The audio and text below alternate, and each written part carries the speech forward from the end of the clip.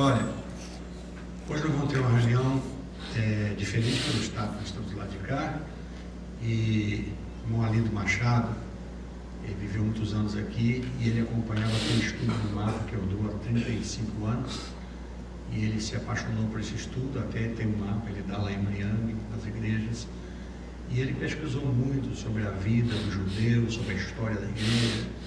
Ele trouxe aqui no mês passado para os obreiros da nossa igreja um estudo muito importante, que eu julguei assim importante também trazer para a gente aqui, pelo fato de ser um estudo histórico da igreja. A igreja vem num ping-pong assim com Israel. Não quero adiantar nada do que ele vai dizer, mas Israel desprezou os gentios. Os gentios se converteram, cresceram, desprezou Israel e vem vindo esse ping-pong na história. Assim. E muitas vezes nem seminário, nem instituto bíblico se dá o tempo para pesquisar isso e ensinar. E eu aprendi muito com isso também. Essa história da igreja, eventos da igreja. E hoje a pesquisa da internet nos deixa assim muito à vontade para procurar. Então, professor Arlindo, eu vou passar a palavra para ele e ele vai ministrar. Eu vou pegar tem uns CDs, todo esse PowerPoint aqui está nos CDs que nós gravamos. Eu vou trazer, ele vai estar à disposição dos colegas que quiserem buscar. Amém. Bom dia. Pode ser eu. Uma alegria muito grande estar aqui, principalmente pelo fato de ser a igreja que a gente se converteu em 89 e nos apaixonamos mesmo pelo estudo do mapa. Aí o pastor Gustavo uma vez foi lá em Miami, nós o convidamos para fazer um estudo na nossa igreja e ele me presenteou com um mapa. E daí a gente não parou mais, né? E fizemos esse estudo, que nós já vamos iniciar. Eu vou dar mais ou menos um resumo breve de como começou, por que surgiu a ideia. Eu já tinha algumas dúvidas sobre várias coisas em questão de tradução. A gente vai lendo, né? E aí a gente acaba aprendendo um ditado muito comum no meio evangélico: aquilo que eu entendo eu prego e aquilo que eu não entendo eu creio. Não é assim? Se torna muito comum isso. E o meu pastor lá em Miami me pediu para eu preparar uma mensagem para trazer para a igreja num sábado de manhã, uma reunião de oração. E eu me separei na sexta-feira à noite para buscar de Deus o tema, o que deveria ser ministrado naquela manhã.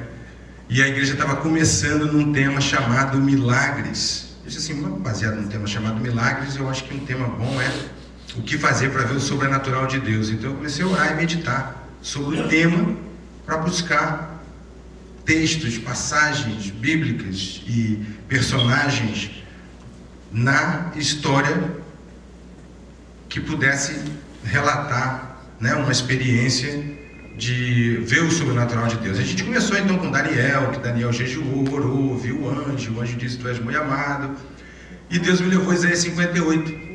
Quando eu comecei a ler Isaías 58, uma confirmação no meu coração muito grande de que Isaías 58 é tudo aquilo que a gente precisa fazer para ver o sobrenatural de Deus. E embora eu não estivesse entendendo algumas palavras que estavam ali em Isaías 58, aquilo falou muito forte no meu coração. E quando eu terminei de ler, peguei uma Bíblia original em grego, dicionário em inglês e português, dicionário de língua portuguesa, para poder entender aquelas palavras que eu não estava entendendo. No CD, vocês vão encontrar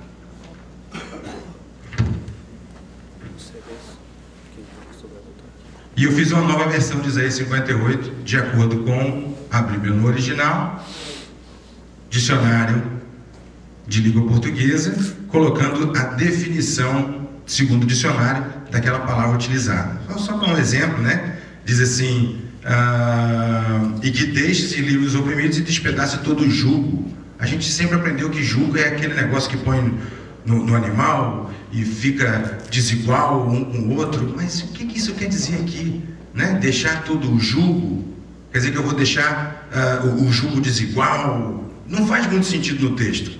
Quando eu busquei no original, a palavra no original é perversion. Você traduz para o português é perversão. Aí você vai no dicionário de língua portuguesa, diz que perversão é perversão, corrupção e depravação. Agora faz sentido.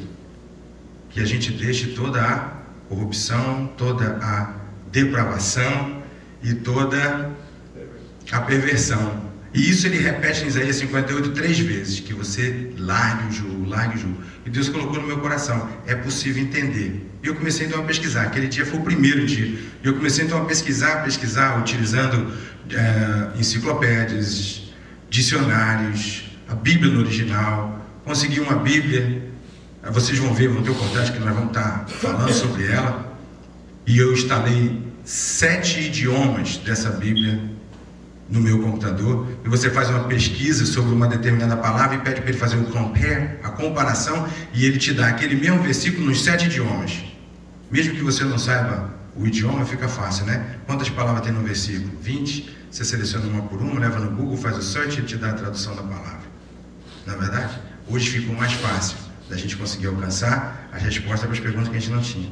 E aí começou então o estudo, eu comecei a estudar bastante, e fui reunindo materiais em vários lugares diferentes. Deus colocou no meu coração, junta tudo num lugar só, porque tem outras pessoas pesquisando as mesmas coisas que você, e não tem o acesso que você tem, e não vai encontrar tudo num lugar só. Então você já está tendo o trabalho de encontrar em lugar separado, junto o material num lugar só. A ideia era montar um website para que as pessoas pudessem ter acesso, e através do Bispo Gustavo nasceu a ideia de um livro que não está publicado. Ele tem 140 páginas hoje, nós resumimos em 70 slides, que é absolutamente nada, então nós vamos tentar andar assim rápido para ver se a gente consegue passar os 70 slides, né? Então vamos lá. A história da igreja.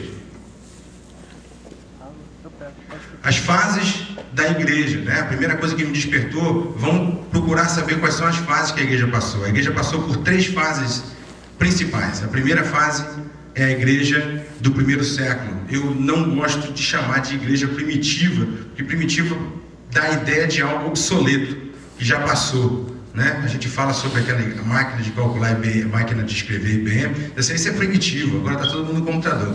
Então quando você fala assim, é primitivo, está obsoleto, não serve mais para nada, né? Então eu gosto de chamar de igreja do primeiro século. A segunda fase da igreja foi a igreja católica. Nasceu por volta do ano de 312, através do Constantino I. Nós vamos estar vendo sobre isso também. E a terceira, a igreja protestante, que nasceu no ano de 1500, no século XVI, através de Lutero. Vamos ver, inicialmente, né, a igreja do primeiro século. Nós vamos ver o retrato da igreja inicial, que é a igreja que Jesus deixou, né, que está em Atos 2, do versículo 42 até o versículo 47. Do qual nos fala assim: e preservavam na doutrina dos apóstolos, e na comunhão, e no partir do pão, e nas orações, e em toda a alma havia temor, e muitas maravilhas e sinais se faziam pelos apóstolos, e todos os que criam estavam juntos, e tinham tudo em comum, e vendiam suas propriedades e fazendas, e repartiam com todos, segundo cada um havia de mister. E perseverando unânimes todos os dias no templo, e partindo pão em casa, comiam juntos com alegria e singeleza de coração, louvando a Deus e caindo na graça de todo o povo. E todos os dias acrescentava o Senhor à igreja aqueles que se haviam de salvar. Amém. Então o que a gente tem que ver é o retrato, como é que viviam os primeiros crentes, né? E o que a gente pode ressaltar do texto é que eles perseveravam na doutrina dos apóstolos. Qual era a nacionalidade dos apóstolos? Eram todos judeus e seguiam as doutrinas judaicas, certo? E eles perseveravam na doutrina dos apóstolos. Todos os que criam estavam unidos, judeus e não judeus. Tinham tudo em comum, perseveravam unânimes todos os dias no templo, caindo na graça de todo o povo. É uma coisa interessante que quando a gente, um piloto sai ali, ó, já vai dizer aqui para a gente confirmar, ele sai de Belo Horizonte para ir para o Rio de Janeiro. Se ele erra 1 grau nos comandos dele ali, ele sai de Belo Horizonte, mas ele chega no Rio. Uma pequena modificação no decorrer da história faz com que o destino seja outro. Eu posso lançar uma pedra aqui para lá, e eu posso lançar para lá. Ela vai sair do mesmo lugar, né? Mas ela vai sair em lugares diferentes. Então a gente tem que ver o que aconteceu no decorrer da história, se houve alguma mudança, né? E que levou a gente num lugar onde a gente talvez não devesse estar. Talvez a gente devesse estar em outro lugar.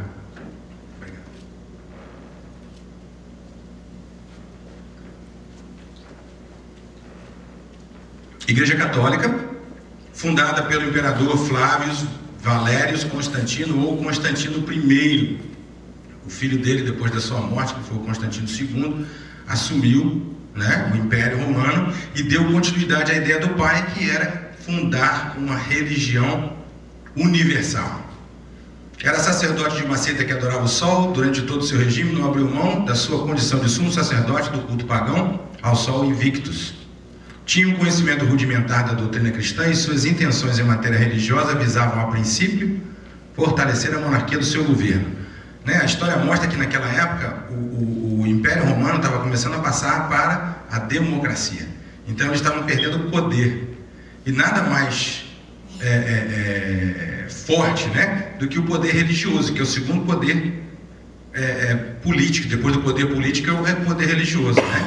Então eles começaram a montar, criar essa religião católica, que fosse uma religião universal, e começaram à força, né, forçar as pessoas daquelas vilarejozinhas onde o Império Romano estava sob domínio, a se converter ao catolicismo. A gente conhece a história, né? Já vimos muito sobre isso, e a gente sabe que a conversão não foi uma conversão de coração, mas foi uma conversão à força, uma conversão forçada. E eles ainda diziam assim: você pode trazer os santos que você tiver, não tem problema, contanto que você crê, número 1, que o Filho de Deus é Jesus, e número 2, que a soberania está sobre a Igreja Católica. Aí você é bem-vindo, né? Todo mundo já viu aquela santa que fica em cima de um globo?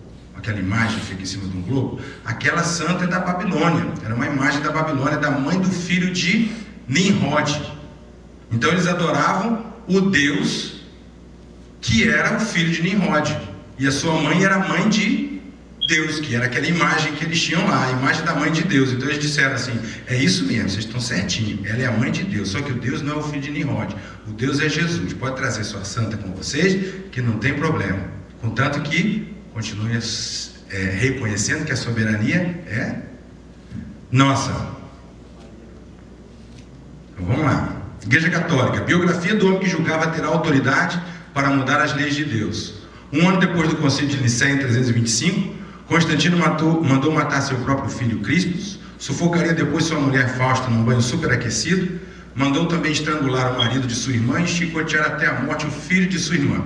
Todas essas informações que estão aqui são extraídas de enciclopédia. Você pode pesquisar, tem uma das enciclopédias mais conhecidas, é a Wikipedia, todo mundo já deve ter ouvido falar, e tem todas as informações lá. Igreja Protestante, fundada por Martinho Lutero, de todas as alterações impostas por Constantino e todos os outros que o sucederam ao longo da história, até 1517, Lutero apresenta 95 teses contra a Igreja Católica. E a base da sua tese era a indulgência, que era a salvação por um pagamento, né? Ao invés de ser salvação pela fé. Então a gente começa a imaginar que a quantidade de modificações e coisas que foram colocadas dentro da Igreja Católica durante esses quase 1.300 anos, Lutero apresenta 95, e a maioria delas era a respeito da indulgência, né? Então a gente deixa uma pergunta, né? Das 3 fases da Igreja, qual das 3 estava mais próxima de seguir os ensinamentos de Jesus, e qual aquela que não alterou um grau no curso da sua história? Vamos voltar atrás de novo e vamos ver como tudo começou. Sabemos que a Igreja de Jesus começou em Israel, e a religião predominante era o judaísmo. O judaísmo era dividido em 3 seitas. Interessante a gente ressaltar, porque seita para nós ela tem um significado pejorativo, é uma coisa ruim. E o dicionário diz para nós que seita é facção ou partido, algo que saiu de dentro de outro. Hoje, basicamente, você tem 3 religiões que creem no Deus de Abraão, Isaac e Jacó.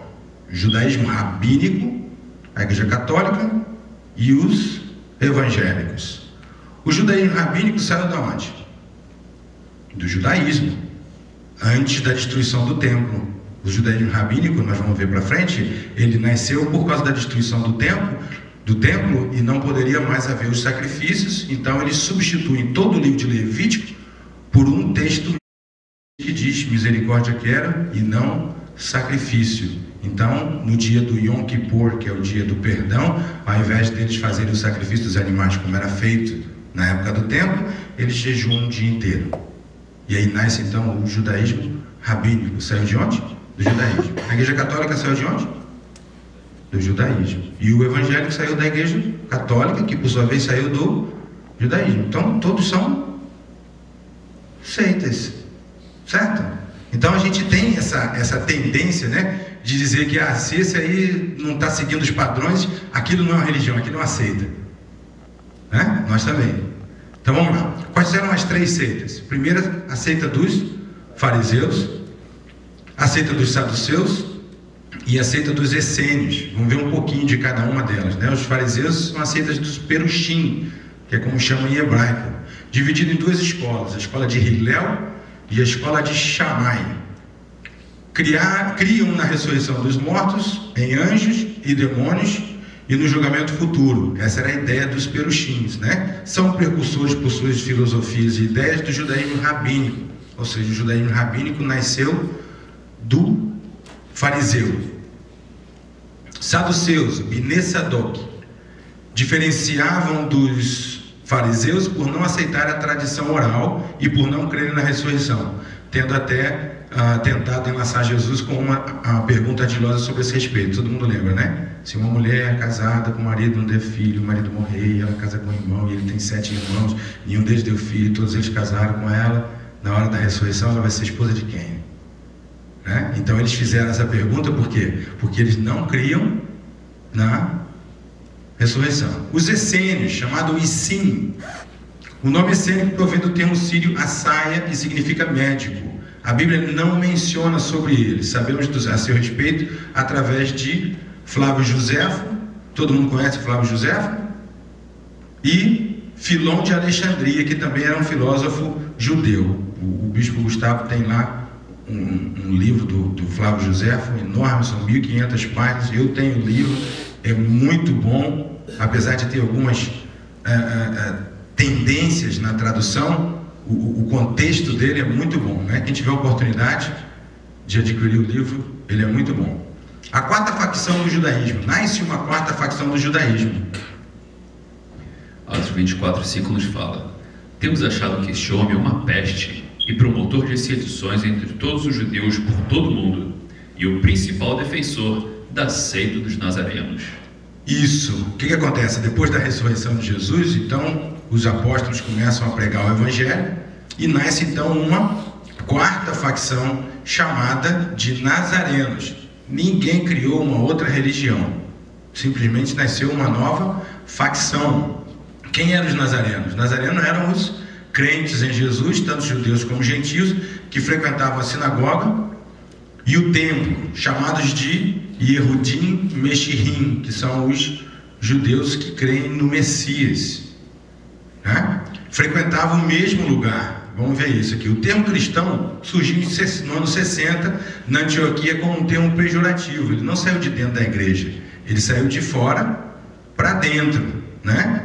E ele foi aperfeiçoado, né? Ele foi chamado, o cristianismo foi inventado por Inácio de Antioquia para fazer oposição ao judaísmo.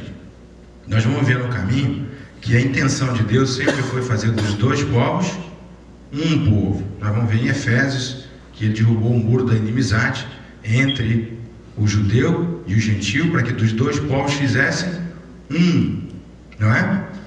E a intenção, depois de ser derrubado o muro da inimizade, agora o gentio reergue o muro, fazendo separação. Agora nós somos cristãos e vocês são judeus, vocês seguem para lá e a gente segue para cá, né?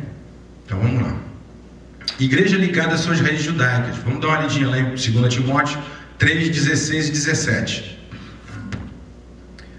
Toda escritura é divinamente inspirada é proveitosa para ensinar, para redarguir, para corrigir, para instruir em justiça, para que o homem de Deus seja perfeito e perfeitamente instruído para toda boa obra.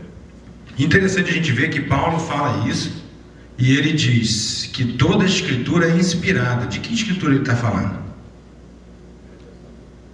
Do Velho Testamento, né? O Novo Testamento não estava escrito ainda, né? Ele estava falando do Tanar, que é o nome dado à Bíblia do que nós chamamos de Velho Testamento, né? Tanar é uma abreviação das três divisões do Velho Testamento, né? A Torá, que a gente chama de lei, mas que na verdade não é lei, né? A palavra Torá significa ensino.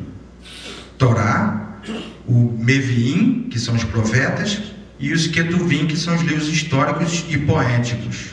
Então, a primeira sílaba de cada um forma o nome da Bíblia, que chama Tanar.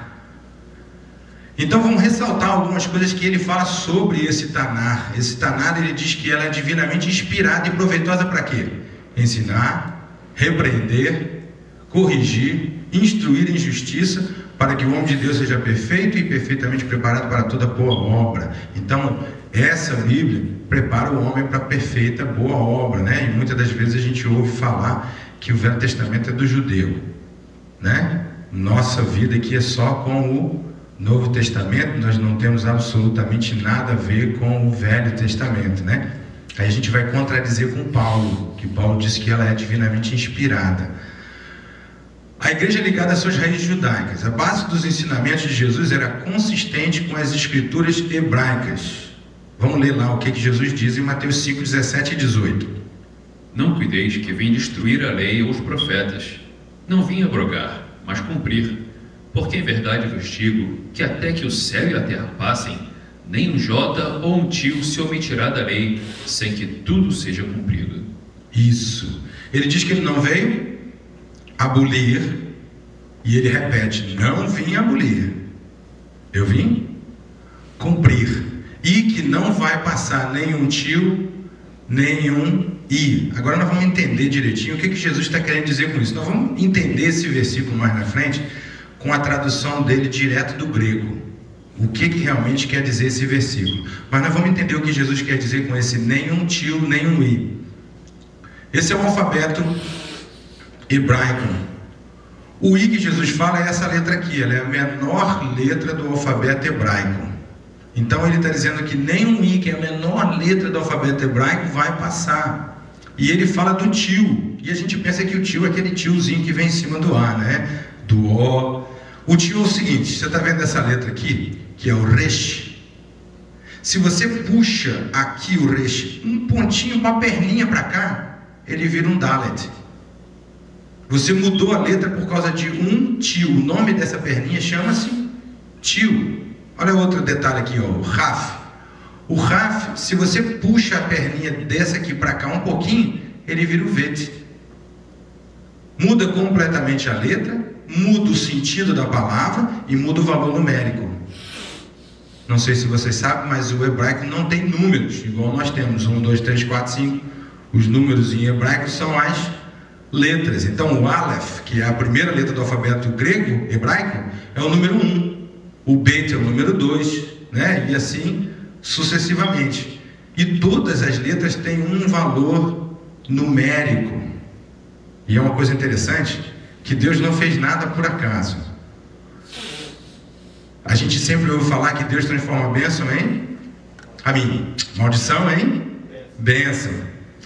Se você escreve em hebraico a frase que diz assim, maldito Amã e bendito Mardoqueu, quando você soma as duas, dá o mesmo valor numérico.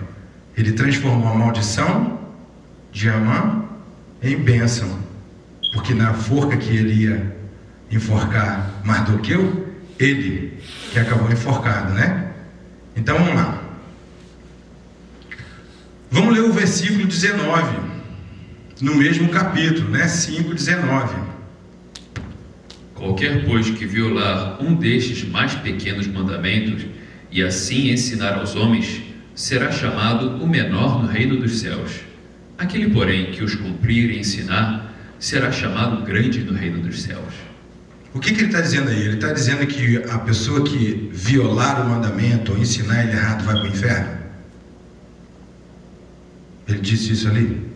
Não, ele diz o quê? Que ele vai ser menor no céu. Então ele vai ser salvo. Por quê? Porque a base de salvação é Jesus, ele é a porta, né? A salvação vem através de Jesus. Mas aqueles que não cumprirem, violarem ou ensinarem errado serão considerados menor. E aqueles que cumprirem vão ser considerados o que isso diz para nós? Galardão, não é? O galardão pela obediência aos mandamentos.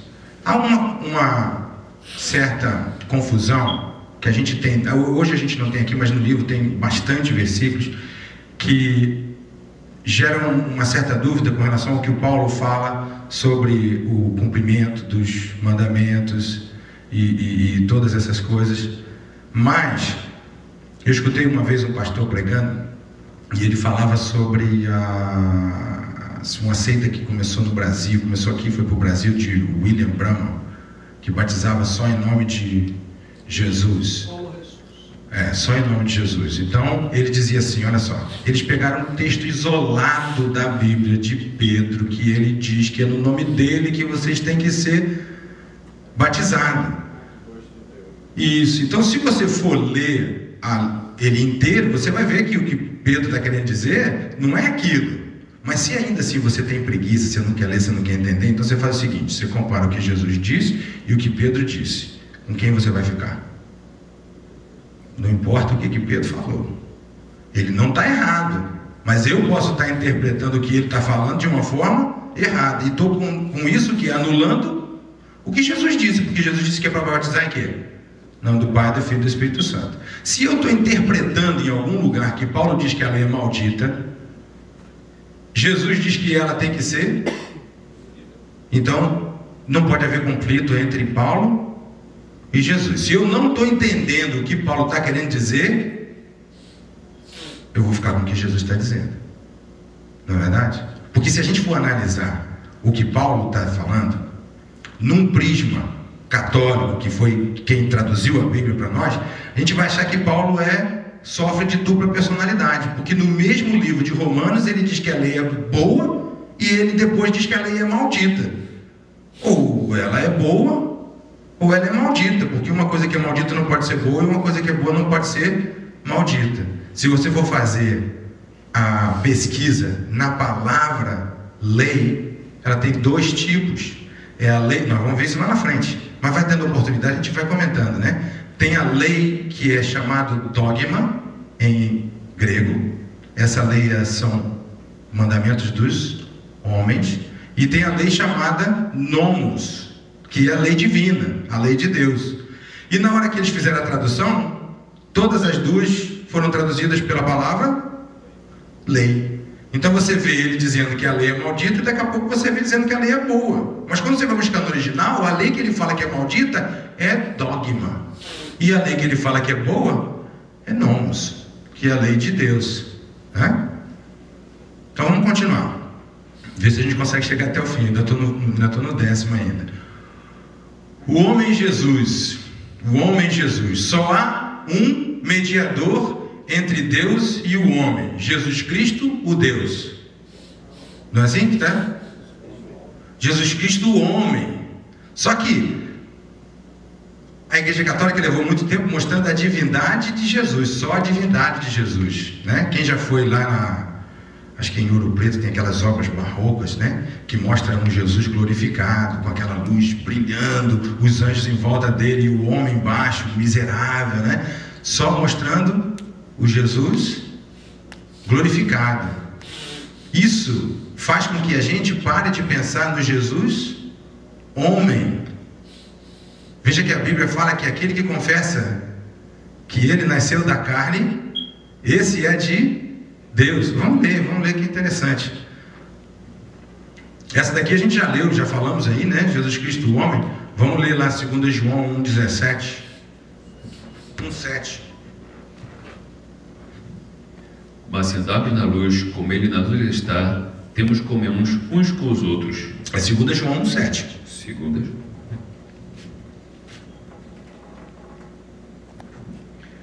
porque já muitos enganadores entraram no mundo, os quais não confessaram que Jesus Cristo veio em carne.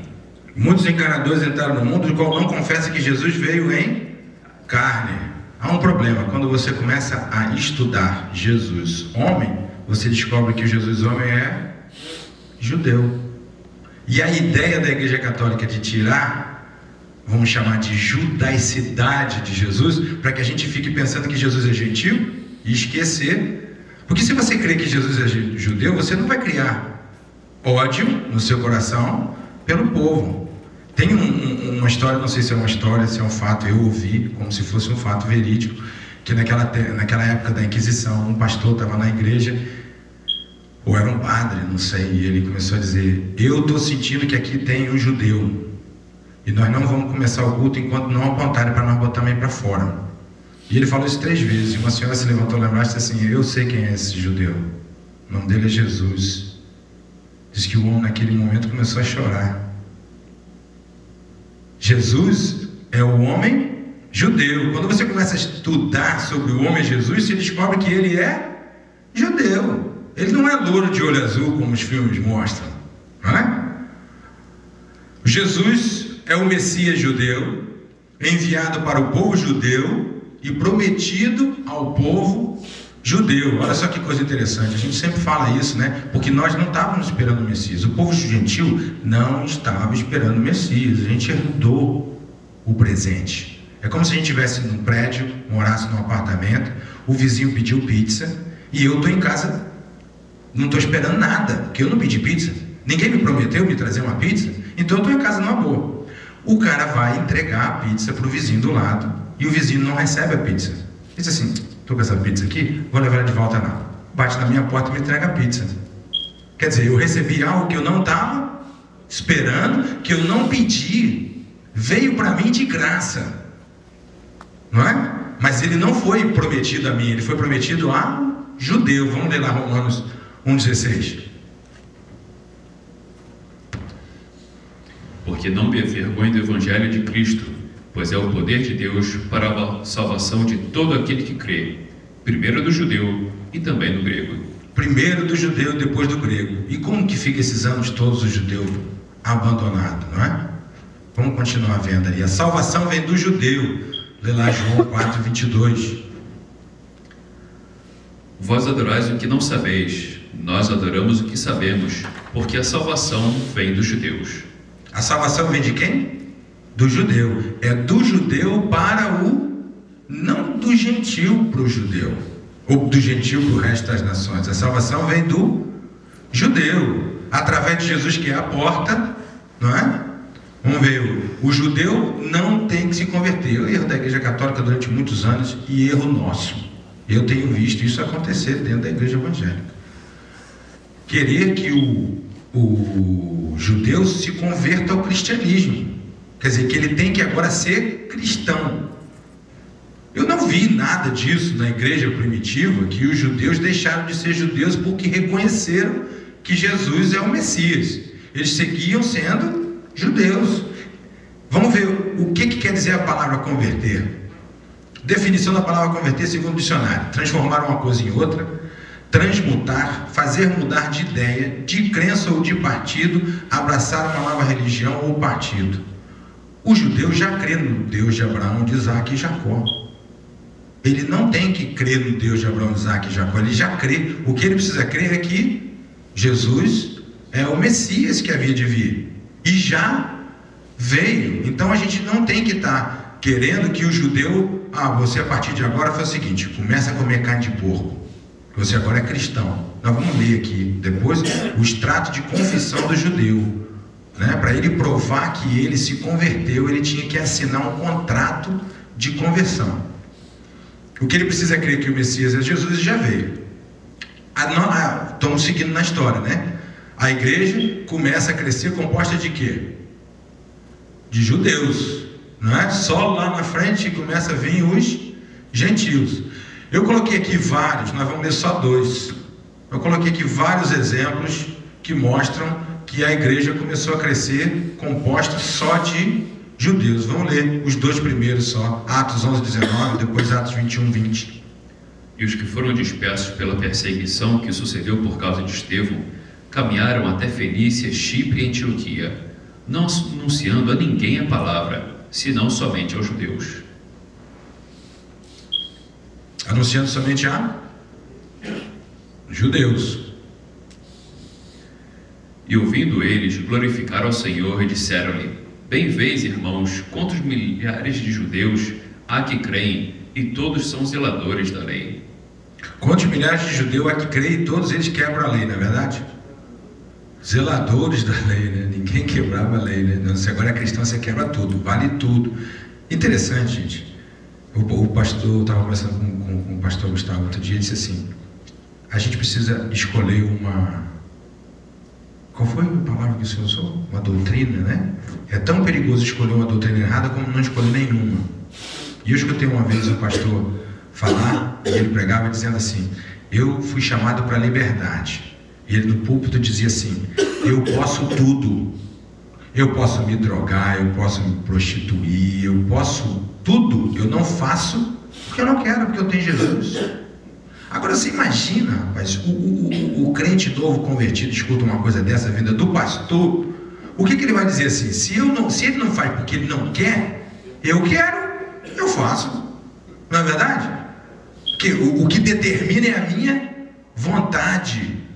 Não, o que determina é a minha vontade. A carne e sangue nunca vai se converter. Não é verdade? Nós esperamos que a gente vai ser santo, lutamos para ser santo, mas somos todos pecadores. Somos pecadores que lutamos para ser santo. Ninguém aqui parou de ter os desejos da carne. A gente luta para não dar vazão aos desejos da carne, mas todos nós temos desejos da carne.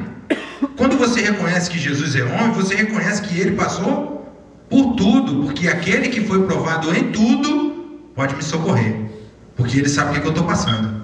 Agora, um Jesus divino, não, como é que ele pode me socorrer? Ele não sabe o que eu estou passando. Mas diz a palavra que ele foi tentado em tudo, mas em nada pecou. Leu o 21 já? Onde se reuniam os primeiros crentes? Os apóstolos e discípulos, tanto judeus como não judeus, frequentavam as sinagogas e o templo de Salomão, juntamente com os judeus não crentes. Iam aos sábados ou nas horas específicas de oração.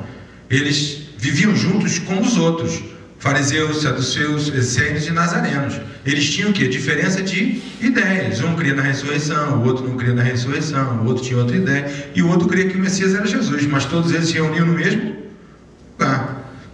Lê lá, eu botei alguns aqui, mas nós vamos ler só Atos 2:46. E perseverando unânimes todos os dias no templo, e partindo pão, e em casa, comiam juntos com alegria e singeleza de coração. Se reuniam todos os dias do templo, né? Onde mais eles se reuniam? Na sinagoga. A gente colocou aqui alguns exemplos dos crentes se reunindo na sinagoga. Vamos ler lá Atos 9:20.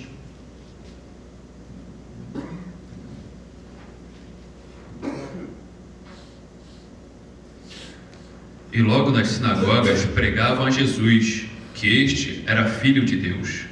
E logo onde? Nas sinagogas pregavam Jesus. Então quer dizer que ninguém alugou um prédio, botou lá na frente Igreja de Jesus, e agora vocês vêm reunir com a gente aqui e deixa esse pessoal para lá. Eles se reuniam no templo, nas sinagogas e nas casas. Nós vamos ver um negócio interessante para frente quando a gente estiver falando sobre a Paraxá. Paulo pede autorização para prender os crentes dentro das sinagogas, né? Ele pede aos principais da sinagoga autorização para prender os crentes aonde? Dentro da sinagoga. Então onde é que estavam os crentes? Na sinagoga. Senão eu não ia pedir autorização para prender eles dentro da sinagoga, prendia na rua, né? E eles falam um negócio interessante: os seguidores do caminho, que era outra maneira que eles eram chamados. Eles não eram chamados só de Yerushim, Meshirim. Eles eram chamados também de seguidores do caminho. Essa Bíblia amplificada, quem fizer um search na internet vai encontrar ela lá. Ela é muito boa, a Bíblia amplificada. De tudo que a gente esteve procurando, dicionário, ela é bem fiel em determinadas coisas. E ela coloca isso lá, o caminho, né? e põe entre parênteses, encontrarem qualquer homem ou mulher pertencente ao caminho. Ela põe ali uma explicação do que era o caminho, o tipo de vida determinado pela fé em Jesus Cristo. Onde o elo começou a se romper, quer dizer, que a gente viu até aqui que eles viviam juntos. Hoje a gente está vendo que eles não vivem juntos mais, os dois povos não vivem juntos mais, né? O antissemitismo, por incrível que pareça, está dentro das igrejas. Você vê uma pessoa pregar e ela diz assim: Jesus vinha entrando em Jerusalém na última vez para ser crucificado e a multidão o aclamava. Multidão de quê? Mas ele não fala que era multidão de judeus, fala que era uma multidão. Mas na hora que ele continua contando a história, ele diz que os judeus o condenaram. Mas o mesmo judeu o aclamou. Mas na hora que está falando sobre quem aclamou, é simplesmente uma multidão. Eu estava na semana passada conversando com um pastor amigo nosso, e ele disse assim: o pastor fulano veio aqui perguntar para mim, disse assim: você sabe o que está acontecendo com Arlindo? Eu disse: não, o que está acontecendo com ele? Rapaz, ele está se envolvendo com o judeu, que tristeza, rapaz. Um rapaz que tem jeito de ser líder e tudo, agora se envolvendo com um judeu, que coisa triste. Rapaz, agora você imagina, ele está se envolvendo com quem? Ele aceitou quem como Salvador? Um judeu. Quando ele sobe para pregar, ele pega sobre um judeu. E quando ele lê as cartas, ele lê as cartas de um judeu. E se você se envolver com o judeu é uma coisa triste. Você vê como é que a cegueira está na vista da gente? Né? Vamos lá. Onde o elo começou a se romper? No ano 60, General Tito rodeia Israel, Jerusalém, e eles veem ali o cumprimento de uma profecia que Jesus deu em Lucas 21, 20 e 21. Vamos ler que a gente relembra, né? Que profecia foi essa? Mas quando virem Jerusalém cercada de exércitos, sabem então que é chegada a sua desolação. Então os que estiverem na Judéia fujam para os montes, e os que estiverem no meio da cidade saiam, e os que no campus não entrem nela. Isso, então Jesus diz assim: quando vocês virem a cidade de Jerusalém rodeada pelo inimigo, chegou a sua desolação, então foge, vai para o monte. Quando eles viram isso acontecer, eles obedeceram a voz de Jesus e fugiram. Os outros judeus que não eram crentes, que não sabiam do mandamento de Jesus, e mesmo se soubessem, não iam seguir porque não criam que Jesus era o Messias, ficaram na cidade e tiveram que enfrentar General Tito sozinho. Isso representou o quê? Um ato de covardia dos outros. E isso fez uma ruptura no relacionamento. Primeira ruptura entre o relacionamento do judeu não crente com o judeu crente. No ano 80, depois da destruição do templo, existe uma bênção no Sidur que chama Shemoneh Esrei. Shemoneh Esrei, traduzido ao pé da letra, significa as 18 bênçãos, que é lida, todas as 18 é lida num sábado, no dia de Yom Kippur. É lida as 18 bênçãos nas sinagogas, em todas as sinagogas do mundo. No ano 80, o rabino Gamaliel, não aquele Gamaliel de Paulo, pediu para fazerem uma nova bênção para eles identificarem os cristãos dentro da igreja, ou seja, os nazarenos dentro da sinagoga, para que eles fossem expulsos da sinagoga, né? Eles escreveram essa nova bênção e agora tem quantas? Tinham 18, agora tem quantas? 19, mas continua se chamando as 18 bênçãos. Shemoneh Esrei. Vamos ver o que ela diz. Os Norim, que significa nazarenos, ou seja, cristãos, e os Minim, que são os hereges, morram subitamente e sejam cancelados do livro dos vivos e não sejam contados no número dos justos. Quer dizer que isso era uma leitura que era feita não através de um livro, era oral. As pessoas tinham que memorizar e no dia tinham que falar. Obviamente que os crentes em Jesus, quando chegavam nessa parte, ninguém vai dizer, né, eu quero que meu nome seja arriscado no livro da vida. Não, ficava quieto. Aí eles eram então identificados como cristãos e expulsos da sinagoga. Então começou a ficar um pouco difícil. Quer ver que os dois lados começaram a ter problemas. Vamos ver. No ano 135, Bar Kokhba, que é um judeu, foi apontado pelo Rabino Akiva como o Messias.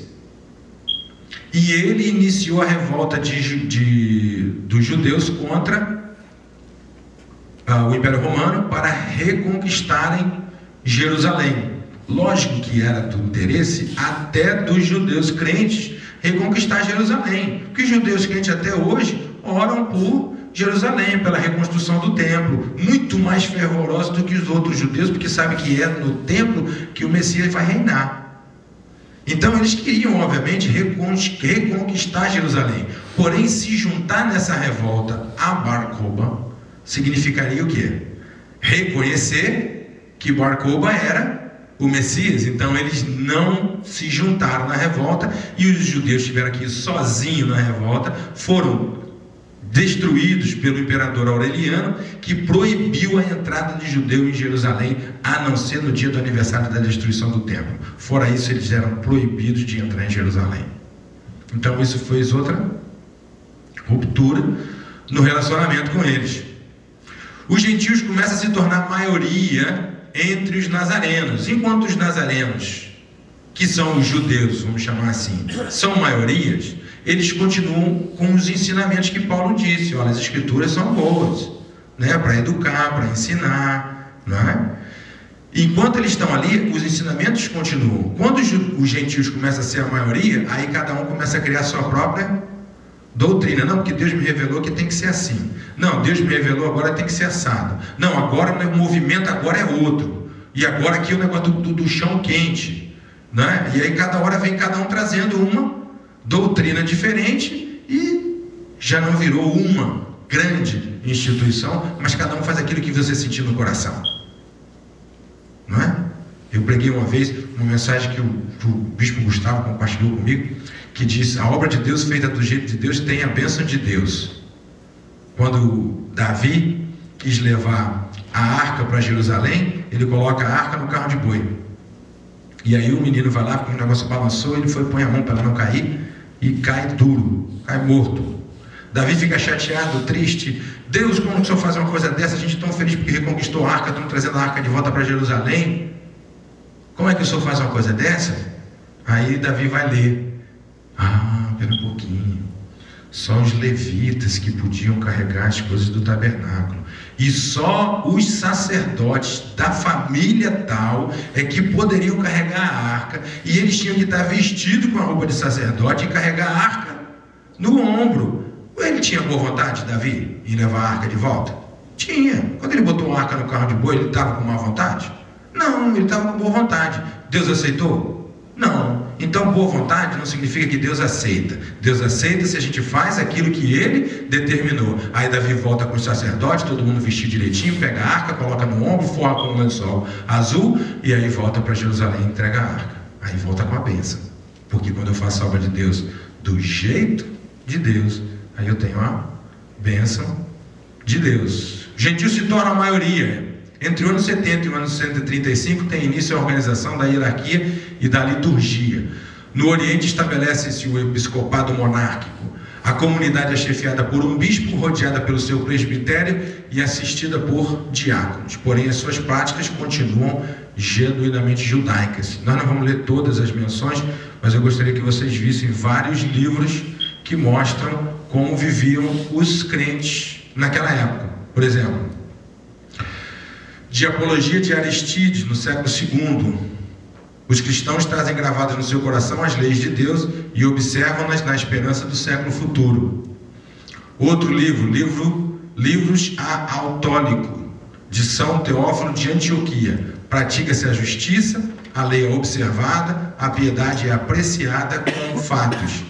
Vocês vão ter o CD, vão ter a oportunidade de ler as outras, né? Sócrates, o que Sócrates disse? Eusébios, História Eclesiástica, no segundo século, foi escrito no segundo século. A Igreja da Inglaterra, em 1701.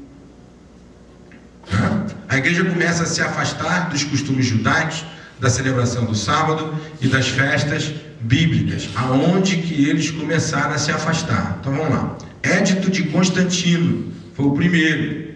Depois vem Concílio de Nicéia em 325, Concílio de Antioquia no ano de 341, Concílio de Laodiceia no ano de 367. Vamos ver o que diz o Édito de Constantino. Lê para mim, por favor. Aqui, ó. Que todos os juízes, todos os habitantes da cidade e todos os mercadores e artífices descansem no venerável dia do sol, domingo. Não obstante, atendam os lavradores com plena liberdade ao cultivo dos campos, visto acontecer a miúde que nenhum outro dia é tão adequado à semeadura do grão ou ao plantio da vinha. Daí, o não se deve deixar passar o tempo favorável concedido pelo céu.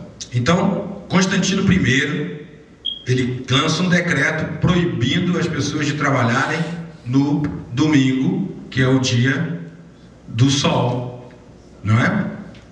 Vamos ver o que foi decidido no Concílio de Laodiceia 325. Foi decidido primeiramente quanto à data específica em que os cristãos celebrariam a Páscoa. Agora, isso é um negócio interessante, né? Eu nasci no dia 30 de janeiro. Dá para decidir que dia que você vai celebrar meu aniversário? Ou tem que ser no dia 30 de janeiro? Tem que ser dia 30 de janeiro. Eu nasci no dia 30 de janeiro. Quando Deus instituiu a Páscoa na saída do Êxodo, era no dia 14 de Nissan. Então vinha sendo celebrada a Páscoa todo dia 14 de Nissan. E Jesus celebrou a última Páscoa no dia 14 de Nissan. Por que eu tenho que decidir quando é que eu vou celebrar a Páscoa? Se já está definido que o dia de celebrar a Páscoa é no dia 14 de Nissan. A finalidade era fazer separação. Vocês ficam lá, celebram a sua Páscoa. A minha Páscoa tem outro significado. É o dia que Jesus morreu e ressuscitou. Não é? Lógico que nós vamos celebrar isso também. Mas qual é a Páscoa que estava sendo celebrada? É o êxodo, a saída do povo do Egito.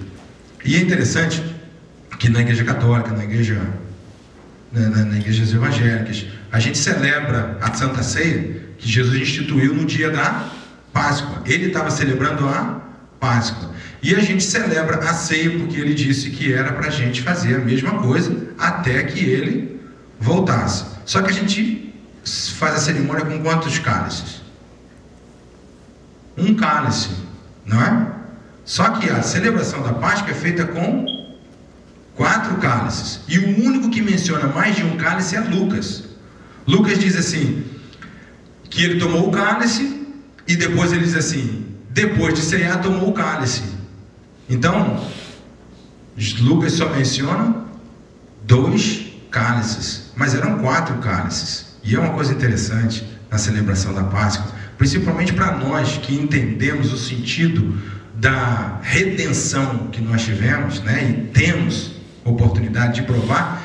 A primeira taça é a taça do Kiddush, que é a taça da santificação. Então é colocado 4 taças na mesa na celebração da Páscoa. Até hoje, judeus crentes e judeus não crentes celebram a Páscoa da mesma maneira com 4 taças. A primeira é a taça do Kiddush, que é a taça da santificação. A segunda é a taça da história. Naquele momento eles derramam 10 gotas de vinho, e enquanto derrama as gotas de vinho, conta a história da saída do Egito, como que Deus livrou o povo e quais foram as 10 pragas que Deus enviou. Isso faz todo ano com as crianças pequenininhas, e as crianças é que tem que contar. Quando você derruba uma gota de vinho, a criança é que conta qual foi a praga que veio, né? Isso faz o quê? Põe no coração, ensina desde pequeno, né? Porque quando crescer, não vai esquecer e não vai desviar. A terceira taça é a taça do Techuvá, que é a taça da redenção, né? Essa foi a taça que Jesus pegou. Ele pegou a terceira taça e deu graças. Quando diz a Bíblia que ele deu graça sobre o pão e deu graça sobre o vinho. Qual é a graça que o judeu dá no pão? Que foi a mesma que Jesus deu. Jesus não falava grego, Jesus falava hebraico. Ele pega o pão, levanta o pão e diz: Baruch atah Adonai Eloheinu melech haolam hamotz lechem min haaretz. Bendito sejas tu, Senhor nosso Deus, Rei do Universo, que extraístes o pão da terra. E ele pega a taça e dá graças. Quando ele diz dá graça, o que ele diz? Baruch atah Adonai Eloheinu melech haolam, borei peri agefen. Bendito eres tu, Senhor nosso Deus, Rei do Universo, que extrai o fruto da vinha, que nos é dado o fruto da vinha. Essa é a bênção que Jesus dá, né? E nós celebramos com uma taça. Isso não faz muita diferença, mas é mais para a gente ver a separação da data. Nós deveríamos estar celebrando a Páscoa quando? No dia 14 de Nissan. Então vamos ver como é que as coisas funcionavam ali. Ó. A igreja da Ásia Menor celebravam juntamente com os judeus, no dia 14 de Nissan, segundo o calendário judaico. Nós vamos falar sobre o calendário. Gostaria que desse tempo da gente falar tudo que a gente tem aí, né? Já as igrejas de Roma e de Alexandria, juntamente com muitas outras igrejas, tanto ocidentais como orientais, celebravam no domingo subsequente ao dia 14 de Nissan. Então estava assim, uma igreja celebra no dia 14 de Nissan, o outro grupo celebra no primeiro domingo depois do dia 14, e a gente tem que unificar isso, né? E unificaram para ser o segundo domingo depois do dia 14 de Nissan. O que aconteceu no Concílio de Antioquia em 341? Os cristãos foram proibidos de celebrar a Páscoa junto com os judeus. Veja que em 325 foi decidido a data, mas eles ainda estavam celebrando um na data que fosse o outro. Mas no Concílio de Antioquia foi proibido. Agora você não pode mais. Quem for pego, e a lei era dura, né? Quem for pego é morto. Tem que ser na data que a gente determinou. Concílio de Laodiceia proibiu os cristãos de observar o sábado e de receber prenda de judeus, ou mesmo de comer pão asmos nos festejos judaicos, sob pena de serem considerados cúmplices na morte de Jesus. Ali, desde o ano 100, com Justino Marte, todo mundo ouviu falar em Justino Marte, começou essa teoria de que os judeus mataram Jesus, e em troca disso tem que matar os judeus, né? Nós não vamos estar mostrando aqui, mas no livro que a gente tem preparado, né, a gente mostra todos os acontecimentos em todos os anos, desde o ano 100, desde o ano 70 até o ano de 1945. Todo mundo ouviu falar naquele problema da peste bubônica na Inglaterra, na Espanha, né, que matou a Europa inteira. 25 milhões de pessoas morreram com a peste bubônica. Os judeus quase nenhum morreram com a peste bubônica. Questões de seguir os mandamentos, né? Questão alimentar, questão de higiene, que eles seguiam e continuam seguindo rigorosamente essas questões de higiene, questão alimentar. Quando eles viram que os judeus não foram afetados pela peste bubônica, ao invés deles reconhecerem, tem algo diferente com esse povo, e esse negócio é Deus mesmo. Eles disseram assim, você sabe o que aconteceu? A gente foi muito complacente com esse povo, muito misericordioso. Deus está nos castigando por isso. Aí, rapaz, sai o povo todo matando o judeu de tudo que é jeito, entra nas casas, estupra as mulheres, pega as crianças pelas pernas assim, ó, sacode, dá de conta a parede, mata os maridos. Olha, um negócio terrível. Não sei quem teve a oportunidade de ver, mas o problema de massacre aos judeus não foi só na Segunda Guerra, não, no Holocausto. Desde o ano 100 para cá, uma perseguição terrível contra o judeu. Conheci um judeu que converteu há 10 anos.